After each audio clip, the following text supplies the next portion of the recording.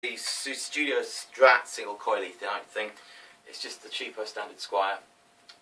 Locking tuners. Why anybody would have a guitar without them, you know, God knows. And the 2-pivot trem, which works really well. And that's about it really. I haven't upgraded the pickups yet. These are the stock Alnica 5s. They're alright. Not amazed by them. But they do the job. They want to be Stratty after all. That's its job, this guitar. And then we're running into CAE line boost driver. Tremendously useful pedal. I use it for all sorts of different things actually. As I say, the output on these won't be particularly spanky, so this is going to give it a bit of a kick up the arse. And it's going into basically what's a clone of an orange squeezer that I built, not through any great electrical engineering know-how from a kit from Build Your Own Clone. You know, a monkey with a soldering iron can knock these together. It's a piece of piss. And then it's going into the front end of Little Red again, which is currently my favourite amp in the universe. It's just a wonderful thing, which again was rebuilt by John Tilley last year, and of course has the groovy red case.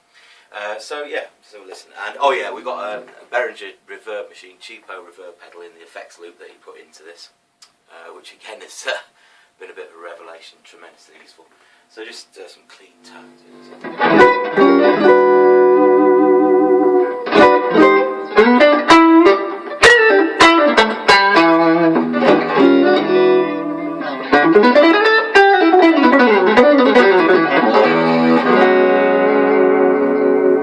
You'll have to excuse me, I'm not used to 6 strings anymore.